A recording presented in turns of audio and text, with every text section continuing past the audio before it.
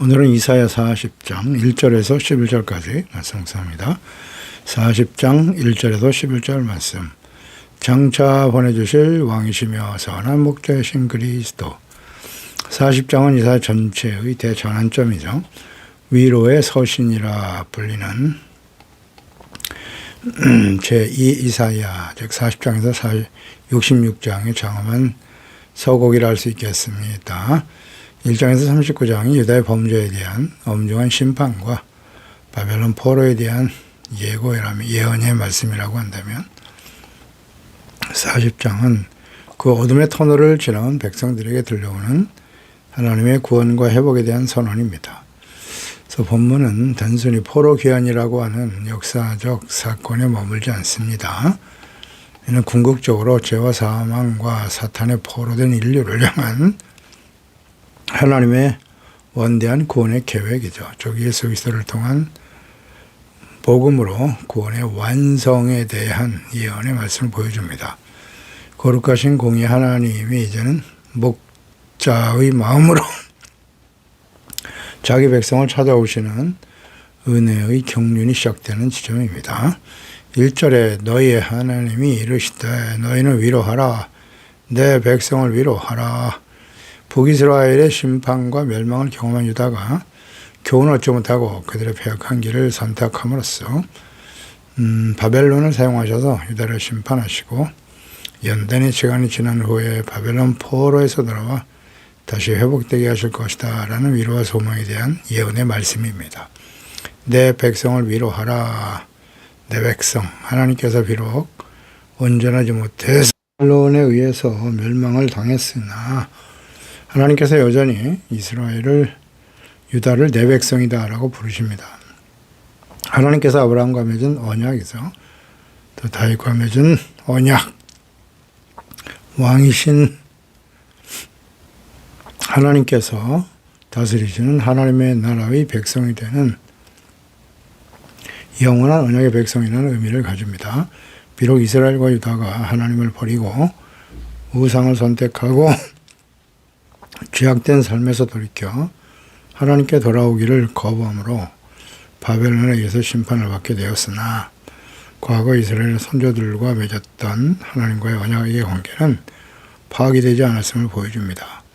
영원한 언약이죠. 그래서 하나님의 언약은 그리스도를 보내주심으로써 새 언약으로 이어집니다.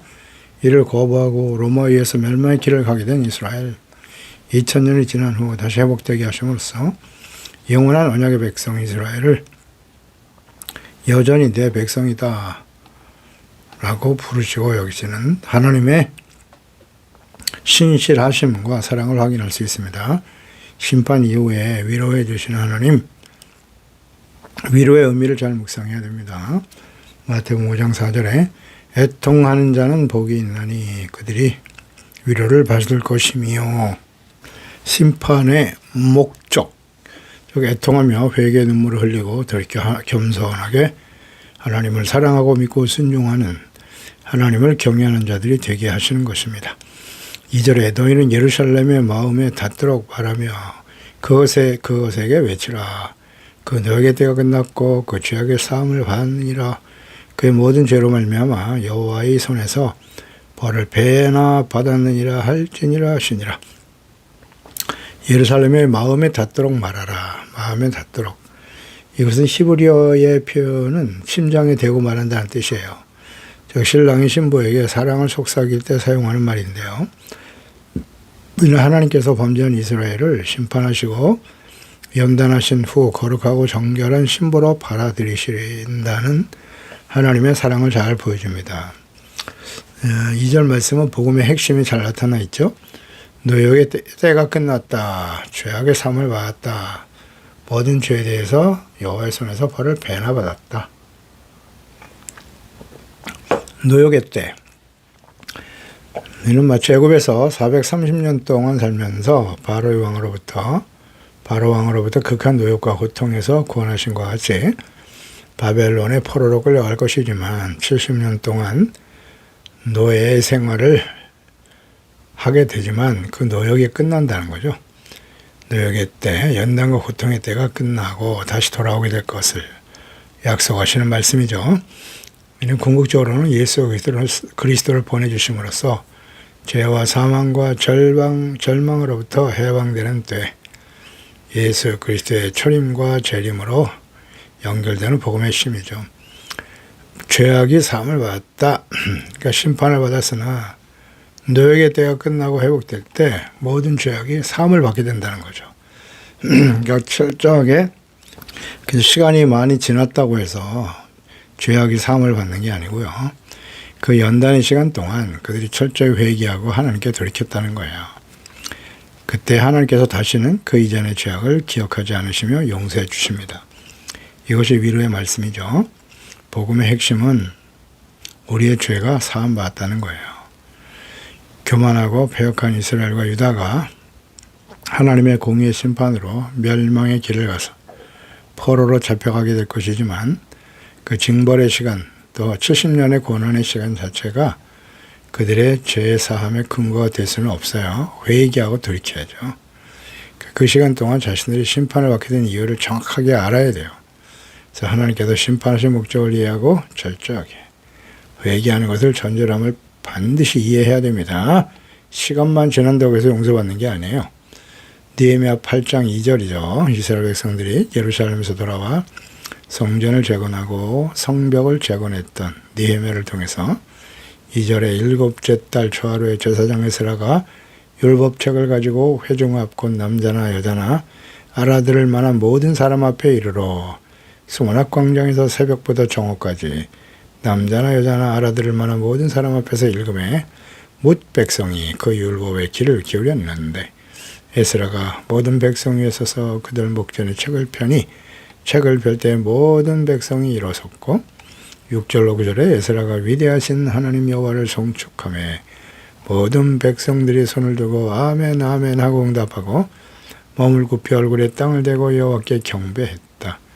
하나님의 율법책을 낭독하고 끝에서 해석하여 백성에게 그 낭독하는 것을 다 깨닫게 하니 백성이 율법의 말씀을 듣고 다 우는지라. 아멘. 이 눈물의 의미는 뭘까요? 회개와 감사의 눈물이겠죠. 율법의 말씀, 하나님의 뜻을 해석하여 낭독하는 것을 다 깨달았다는 거예요. 말씀을 통해서 뭘 깨달았을까요? 자신들이 왜 바벨론의 포로로 끌려가게 되었는지, 왜 하나님은 공의로 심판하실 수밖에 없었는가. 자신들의 죄를 깨닫게 되었다는 거예요. 하나님의 말씀을 듣고 깨달았다. 뭘 깨닫는 거예요? 잘 이해해야 됩니다. 그러니까 눈물이 쏟아지죠. 우리가 하나님 앞에 얼마나 심각한 죄를 범했는가. 이런 악한 죄인들도 하나님이 용서하시고 우리를 다시 예루살렘으로 돌아오게 하시는구나. 그 은혜에 감사해서 눈물이 쏟아지는 겁니다. 이 눈물을 경험하지 않은 사람은 진실로 하나님의 구원의 은혜를 알 수 없습니다. 자신들의 죄악에 대한 깨달음과 진실한 회개가 이루어졌음을 확인할 수 있겠죠. 구원의 전제 조건은 사실 전제 조건이라고 할 수 없겠지만 은혜로 되는 것이지만, 그죠? 그건 분명합니다. 사람이 어떻게 노력해서 되는 건 아니에요. 다만 하나님의 성령께서 임하시고 예수 그리스도의 빛이 우리 가운데 들어오시면 죄를 깨닫게 되어 철저한 회개의 눈물이 쏟아지게 되는 겁니다. 나 같은 죄인을 구원하시려고 십자가에 죽으신 그리스도의 그 사랑이 얼마나 감사한지 회개와 감사의 눈물이 쏟아지게 되는 거죠. 그럴 때 위로를 받게 되고 그 죄를 다시는 기억지 않으신다고 용서해 주시고, 할렐루야! 이 하나님의 은혜를 경험한 사람들만이 알 수 있어요. 이스라엘이 바벨론 포로에서 돌아온 이후에 회개의 모습을 보였으나 또다시 하나님께로부터 멀어지죠. 역사를 통해서 확인할 수 있습니다. 그래서 결국 예수 그리스도를 보내주시는 거예요. 그래서 십자가에서 죄 없으시는 하나님의 아들이 대신 저주, 죄의 대가죠. 저주를 받으심으로 죄사함을 받게 하신 겁니다. 그러니까 누구든지 회개하고 복음을 믿는 자들에게 죄사함의 은혜를 베풀어 주십니다. 마가복음 1장 15절이죠. 이르시되 때가 찼고 하나님의 나라가 가까이 왔으니 회개하고 복음을 믿어라 하시더라. 그 이전의 죄를 다시는 기억지 않으시는 은혜와 축복이죠. 로마서 8장 1절이야. 그러므로 이제 그리스도 예수 안에 있는 자에게는 결코 정죄함이 없습니다. 이는 그리스도 예수 안에 있는 생명의 성령의 법이 죄와 사망의 법에서 너를 해방하였다. 율법이 육신으로 말미암아 연약하여 할 수 없는 그것을 하나님은 하시나니 죄로 말미암아 자기 아들을 죄 있는 육신의 모양으로 보내어 육신의 죄를 정하사 육신을 따르지 않고 그 영을 따라 행하는 우리에게 율법의 요구가 이루어지게 하려 하심이니라. 아멘입니다. 3절에 외치는 자의 소리여 이르되 너희는 광야에서 여호와의 길을 예비하라. 사막에서 우리 하나님의 대로를 평탄하게 하라. 이 구절은 신약의 세례 요한, 예수께서 오시기 전에 세례 요한을 먼저 보내주시고 그를 통해서 그 성취된 예언의 말씀이죠. 누가복음 3장 4절에 선지자 이사야 책에 쓴 바 광야에서 외치는 자의 소리가 있어 이르되 너희는 죄길을 예비하라. 그의 오실 길을 곧게 하라. 이렇게 선포하였습니다. 세례 요한을 보내사 선포하실 말씀을 예언하신 거죠. 광야와 사막, 너희는 광야에서 여호와의 길을 예비하고 사막에서 우리 하나님의 대로를 평탄케 하라. 광야와 사막은 단순히 지리적 장소가 아니겠죠. 하나님을 버리고 하나님을 믿고 의지하지 않고 사람을 믿고 의지하는 자들의 삶의 특성이에요. 죄악된 삶, 하나님을 버린 삶의 특성이다. 제레미야죠. 17장 5절 6절에 나와 있어요. 여호와께서 이와 같이 말씀하시니라. 무릇 사람을 믿으며 육신으로 그 힘을 삼고 마음이 여호와에게서 떠난 사람은 저주를 받을 것인데 그는 사막의 떨기나무 같아서 좋은 일이 오는 것을 보지 못하고 광야 간조한 것, 건강한 땅, 사람이 살지 않는 땅에 살게 될 것이다 라고 말씀하셨죠. 그렇습니다. 사막의 떨기나무가 여기 나오고요. 광야, 간조한, 건강한 땅, 즉 광야와 사막이라고 하는 것은 이처럼 하나님을 떠나서 사람을 힘으로 삼고 믿고 의지하는 자들의 특성이라고 말씀하고 있습니다. 여호와의 길을 예비하라. 이는 왕이 행차하시기에 부족함이 없도록 장애물을 제거하는 작업입니다. 길을 예비한다라는 의미는 회개겠죠. 그래서 왕이신 그리스도를 예비하시기 위해서 세례 요한은 물로 회개 세례를 베풀었던 것입니다. 왕이신 하나님과 그리스도께서 오시는데 가장 큰 걸림돌은 인간의 교만과 완악함, 무지함의 죄악이죠. 구원은 인간이 하나님께로 가는 길을 닦는 것이 아니라 사실은 하나님이 사람에게 찾아오셔서 하나님께로 나을 수 있는 길이요 진리요 생명 되신 예수 그리스도를 보내주시는 거죠. 이 광야 같은 거친 인생의 현장에 하나님이 직접 하나님의 아들 그리스도를 보내주심으로써 구원의 대로를 내시겠다라는 선언이죠. 불가능을 가능케 하시는 하나님의 주권적인 구원의 역사입니다. 사막과 광야에서 길을 낸다. 하나님만이 하실 수 있는 일이죠. 그래서 그리스도를 보내셔서 십자가의 죽으심과 부활을 통해서 이루실 복음에 대한 예언적 말씀입니다. 4절에도 골짜기마다 더 어두워지고 산마다 언덕마다 낮아지며 고르지 아니한 곳이 평탄하게 되며 험한 곳이 평지가 될 것이다. 이게 세례 요한의 사역에 적용될 수 있는 말씀인데요. 세례 요한의 임무는 이스라엘 백성들로 하여금 율법에서 떠난 것, 즉 자기 확신, 민족적인 특권에 대한 자만심, 위선을 회개해야 되는 것이고요. 그리스도의 오심을 예비하는 일이었던 거죠. 말라기 4장 5절 6절 보라 여호와의 크고 두려운 날이 이르기 전에 내가 선지자 엘리야를 너에게 보낼 것이다. 세례 요한에 대해서 선지자 엘리야다라고 말씀하셨어요. 그가 아버지의 마음을 자녀에게로 돌이키게 하는 것이고 자녀들의 마음을 아버지에게로 돌이키게 하리라. 돌이키지 않으면 들었건대 내가 와서 저주로 그 땅을 칠까 하노라 하시니라 그랬고요. 이 말씀이 누가복음 1장 17절에 성취되죠. 그가 또 엘리야의 심령과 능력으로 주 앞에 먼저 와서 세례 요한이죠. 아버지의 마음을 자식에게 거스르는 자를 의인의 슬기에 돌아오게 하고 주를 위하여 세운 백성을 준비하게 될 것이다. 이것은 다 세례 요한에 대한 예언의 말씀인 것이죠. 그 우울과 절망의 골짜기는 소망으로 채워지고 교만과 자고하며 사는 겸손으로 깎여야 그리스도를 영접하게 되고 구원의 길에 서게 되는 거죠. 이는 예수 그리스도를 보내심으로 이루실 구원의 길입니다. 특히 모든 육체에게 성령을 보내주심으로 유대인이나 헬라인이나 모든 이방인들의 마음에 굴곡, 즉 죄악을 깨닫고 회개함으로써 구원에 이르게 하실 것임을 예언하신 말씀입니다. 5절에도 여호와의 영광이 나타나고 모든 육체가 그것을 함께 보리라. 이는 여호와의 입에 말씀하셨나니라. 여호와의 영광이 나타난다. 모든 육체가 그것을 보게 될 것이다. 이 모든 육체라고 하는 것은 인간의 본성이죠. 혹은 일반적인 의미의 인류를 가리키는 것이고요. 유대인만이 아니라 모든 인류예요. 사람들이 하나님의 영광을 보게 될 것입니다. 보리라, 히브리의 라우는 몸소 체험한다는 뜻이에요. 그래서 정차 사람의 몸으로 오실 하나님의 아들 예수 그리스도에 대한 예언의 말씀인 거예요. 사람들이 몸소 체험하게 될 것이라는 거죠.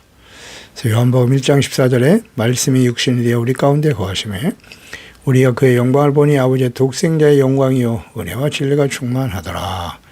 예수께서 사람의 몸으로 오셔서 하나님의 영광을 보여주신 것입니다.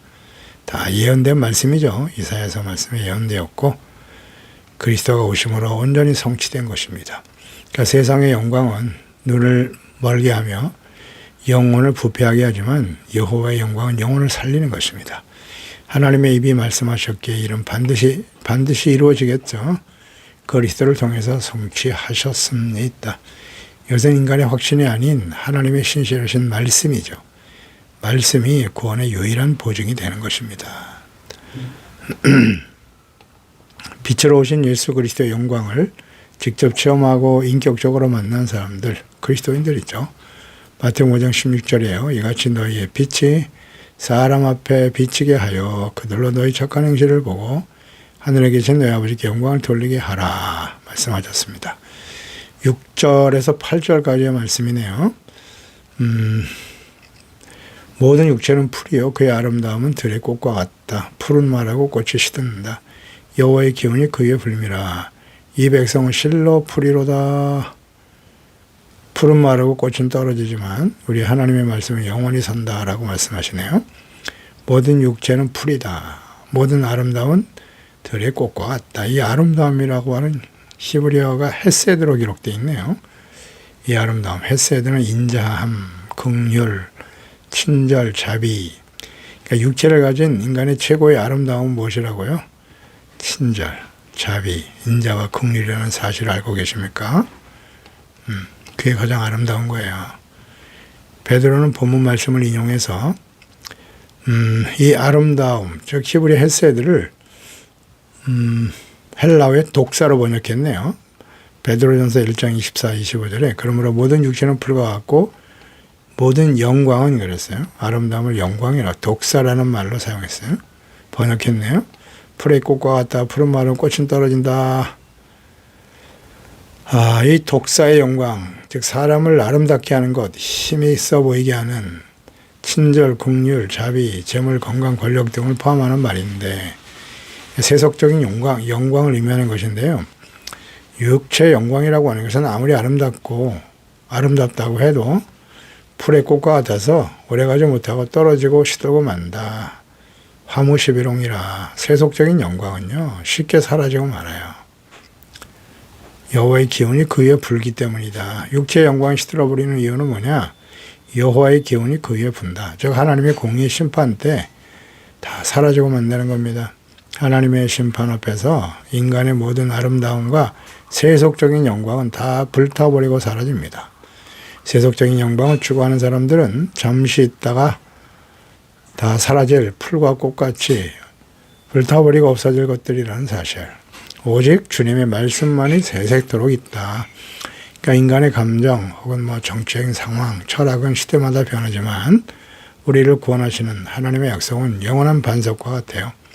이 영원한 말씀이 육신이 되어 우리 가운데 오셨기 때문에 우리는 예수 그리스도의 복음의 말씀으로 인해서 잠시 있다 시들어버리는 꽃같은 인생 속에서도 영원을 소유할 수 있게 되는 것입니다. 9절에 아름다운 소식을 전하여 시온에 전하여 너는 높은 산에 오르라. 아름다운 소식을 예루살렘에 전하는 자여 힘써 소리를 높여라. 두려워하지 말라. 너희 하나님을 보리라. 아름다운 소식, 헬라어의 유앙겔리온으로 번역되어 있네요. 복음을 전하는 자, 전파하는 자들의 태도를 강조하고 있네요. 높은 산에 오르라. 힘써 높여라. 두려워하지 말고 소리 높여라. 하나님을 바라보라 그랬네요. 높은 산에 오른다고 하는 것은 적군의 침입을 알리기 위해서 파수대, 성로와 같은 높은 곳에 머물렀던 파수꾼의 모습이겠죠. 항상 근신하여 깨어 기도하며 증거해야 한다는 뜻일 것이고요. 힘써 소리를 높여라. 숨지 말라는 거예요. 두려워하지 말고 담대하게 복음을 전파해야 한다. 그래서 성령의 충만함을 받던 제자들의 모습이죠. 사도행전 4장 31절에 빌기를 다음에 모인 곳이 진동하더니 무리가 다 성령이 충만하여 담대히 하나님의 말씀을 전했다. 그렇습니다. 성령 받기 이전에 제자들은 두려움 속에 떨고 있었지만 성령의 충만함을 받은 이후에는 담대하게 복음의 말씀을 전했습니다. 디모데후서 4장 2절에도 너는 말씀을 전파하라. 때를 얻든지 못 얻든지 항상 힘써라. 범사의 오래 참음과 가르침으로 경책하며 경계하며 권하라고 말씀하셨죠. 그러니까 복음 전파의 핵심이 인간의 문제 해결이 아닙니다. 하나님을 바라보게 하는 거예요. 예수 그리스도를 바라보고 믿고 회개하고 믿음으로 구원을 받게 하는 데 있다는 사실이죠. 그러니까 세상은 하나님이 없다고 외치지만 하나님의 자녀들은 높은 곳에 올라가서 유일하신 하나님과 보내신 자 예수 그리스도의 십자가의 복음을 힘써 전파하고 가르쳐야 합니다. 마태복음 28장 19절 이하죠. 그러므로 너희는 가서 모든 족속으로 제자를 삼아 아버지와 아들과 성령의 이름으로 세례를 베풀고 내가 너에게 분부한 모든 것을 가르쳐 지키게 하라. 10절에 보라 주 여호와께서 장차 강한 자로 임하실 것이다.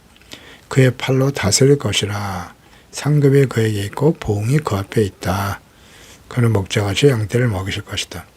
하나님께서 장차 오실 그리스도의 성품에 대해서 강한 자는 왕으로서 세상을 심판하시고 통치하시는 다스리는 만군의 하나님의 모습이고 또 하나는 목자로 오실 것이다. 그리스도에 대한 의미잖아요. 기름 부음 받은 자는 왕, 강력한 힘을 가진 왕과 또 하나는 선한 목자이시죠. 양들을 인도하시고 돌보실 그리스도의 모습입니다. 온 우주를 다스리는 권능의 팔이 가장 연약한 어린 양을 구원하시며 인도하실 것이고 젖먹이는 암컷들을 온순히 인도할 것이다. 그리스도께서 전능하신 왕으로 오시지만 친히 다스리시는 하나님의 나라, 세상의 나라가 아닙니다. 이 나라의 왕이 아니다. 내게 속한 나라는 세상에 속한 나라가 아니라 분명히 말씀하셨죠. 하나님 나라의 회복과 선한 목자로 어린 방황하는 유리방황하는 양들을 구원하시기 위해서 이 땅에 보내실 그리스도에 대한 예언의 말씀인 것입니다. 기도하겠습니다. 하나님 아버지, 오늘도 주의 말씀을 듣습니다. 하나님께서는 이스라엘 백성들이 장차 하나님의 심판으로 바벨론 포로 생활을 하게 될 것이지만 그들이 다시 하나님의 정하신 때에 진실한 마음으로 회개하고 연단을 받아 회복되어지면 다시 예루살렘으로 돌아오실 것을 말씀하셨고 궁극적으로는 하나님의 아들 예수 그리스도를 보내주심으로써 만왕의 왕이시고 만주의 주가 되시며 또 선한 목자로 오실 그리스도를 통하여 우리를 구원하시고 영원한 생명과 구원으로 무엇보다도 하나님께서 복음을 통해서 십자가를 통해서 우리의 죄를 사하여 주시고 다시는 기억지 아니하시며 우리의 모든 죄를 그 벌을 예수님이 십자가에서 대신 받으셨기 때문에 우리가 영원한 하나님의 자녀로 의롭고 거룩한 죄의 자녀로 삼아주신 것을 감사합니다. 이 은혜를 받은 자들은 높이 일어나서 파수꾼으로 근신하고 깨어 가장 담대하고 확신에 넘쳐 이 복음을 전파하고 증거해야 되는 것이고요. 또 하나님 앞에 세례 요한과 같이 다시 오실 주님의 길을 예비하는 지혜로운 신실한 믿음의 자녀들이 되게 해주세요. 세상에 있는 세속적인 영광은 다 사라지고 맙니다. 들의 꽃과 풀과 같고 꽃과 같은 인생 아니겠습니까? 오직 여호와의 말씀, 복음의 말씀만이 영원함을 확신하고 주님의 말씀을 따르고 증거하는 그래서 오실 주님의 길을 예비하는 지혜로운 종들이 다 되게 하여 주시옵소서. 예수님의 이름으로 기도드리옵나이다. 아멘.